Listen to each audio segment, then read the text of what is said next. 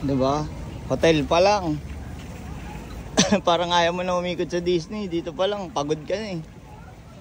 Ano, dito bagay ito si Bruay kasi ano tayo, Serena. Tayo sa room. Check natin.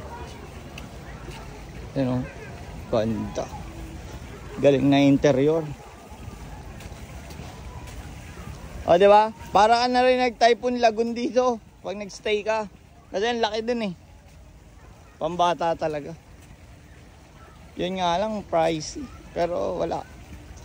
Kapresyo siya nung Westgate, di ba? Dun sa Gatlinburg.